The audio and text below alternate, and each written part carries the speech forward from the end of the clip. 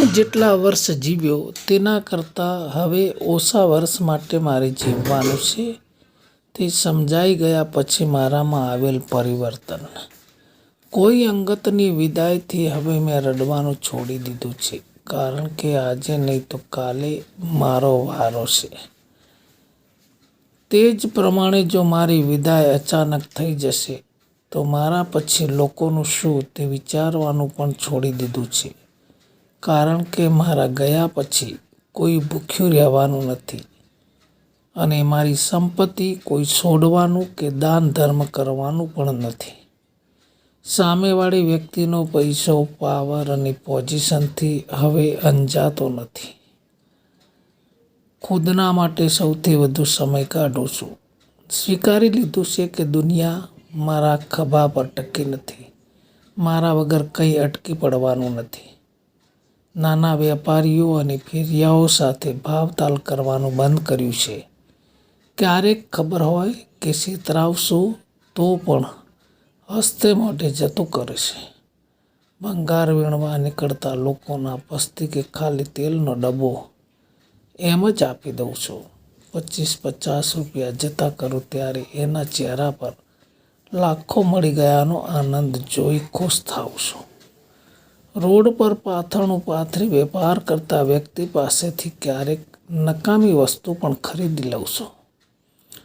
વડીલો અને બાળકોની એકની એક વાત કેટલીય વાર સાંભળી લઉં છું.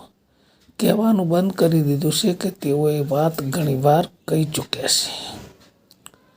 ખોટા વ્યક્તિ સાથે દલીલો કરવા કરતાં માનસિક સ્વસ્થ રહેવું પસંદ છે. લોકોના સારા કામ કે વિચારોની મુક્તપણે પ્રશંસા કરું છું.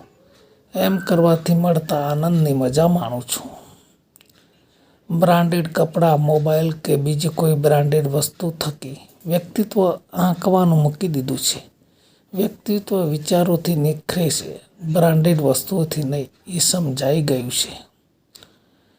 હું એવા લોકોથી અંતર જાળવું છું જેઓ પોતાની કુટેવો અને જડ માન્યતાઓ મારા પર થોપવાના પ્રયત્નો કરે છે. એને સુધારવાનો પ્રયત્ન હવે નથી કરતો, કારણ કે ઘણા એક કરી ચૂક્યા છે. જિંદગીની દોડમાં પાછળ રાખી દેવા જ્યારે કોઈ મેલી રાજ રમત રમે છે ત્યારે હું શાંત રહી તેને રસ્તો આપી દઉં છું. આખરે ના તો હું જિંદગીની હરીફાઈમાં છું, ના તો મારો કોઈ હરીફ છે. હું એ જ કરું છું જેનાથી મને આનંદ આવે. લોકો શું વિચારશે કે કહેશે તેની ચિંતા લોકો ઉપર છોડી દીધી છે. 4 લોકોને ખુશ રાખવા મારું મન મારવાનું છોડી દીધું છે. 5 સ્ટાર હોટલમાં રહેવા કરતાં પ્રકૃતિ નજીક જવું ગમે છે. જંક ફૂડ કરતાં બાજરાના રોટલા અને શાકમાં સંતોષ થાય છે. પોતાના પર હજારો રૂપિયા વાપરવા કરતાં કોઈ જરૂરિયાતમંદના હાથમાં 500-1000 આપવાનો આનંદ માણી લેતા શીખ્યો છું. અને દરેકને મારાથી બનતી મદદ પહેલાં પણ કરતો હતો અને અત્યારે પણ કરું જ છું. ખોટા પાસે સાચું સાબિત કરવા કરતાં મૌન રહેવાનું પસંદ કરવા લાગ્યો છું. બોલવા કરતાં ચૂપ રહેવાનું પસંદ કરવા લાગ્યો છું. ખુદને પ્રેમ કરવા લાગ્યો છું. હું બસ આ જગતનો પ્રવાસી છું. હું મારી સાથે મેં વેચેલ પ્રેમ, આદર અને માણસાઈ સિવાય કંઈ જ લઈ જઈ શકીશ નહીં, તે મેં સ્વીકારી લીધું છે. મારો દેહ મારા મા બાપની દેન, આત્મા પરમ કૃપાળુ કુદરતની દેન, નામ ફોઈબાની દેન. જો મારું પોતાનું કાંઈ જ છે જ નહીં તો વળી નફો નુકસાનની શું ગણતરી? મારી તમામ પ્રકારની તકલીફ કે દુઃખ મેં લોકોને કહેવાનું બંધ કર્યું છે, કેમ કે મને સમજાઈ ગયું છે કે જે સમજે છે તેને કહેવું નથી પડતું અને જેને કહેવું પડે છે તે સમજતા જ નથી. બસ હવે નિજ આનંદમાં જ મસ્ત રહું છું, કેમ કે મારા કોઈ પણ દુઃખ કે સુખ માટે માત્ર ને માત્ર હું પોતે જ જવાબદાર છું, તે મને સમજાઈ ગયું છે.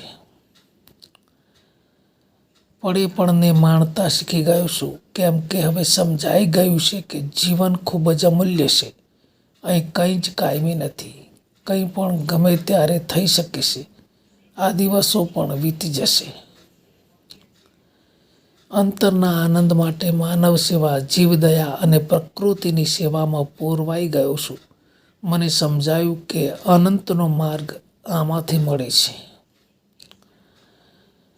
પ્રકૃતિ અને દેવી દેવતાઓના ખોળામાં રહેવા માંડ્યો છું. મને સમજાયું છે કે અંતમાં એના ખોળામાં સમાઈ જવાનું છે. મોડા પણ સમજાઈ ગયું છે. કદાચ મને જીવતા આવડી ગયું છે. એક વખત વાંચ્યા પછી જરૂર ફોરવર્ડ કરવાનું મન થશે. આ લેખ ગમ્યો હોય તો લાઈક કરશો. દરરોજ નવું સાંભળવા માટે ચેનલને સબસ્ક્રાઈબ કરશો.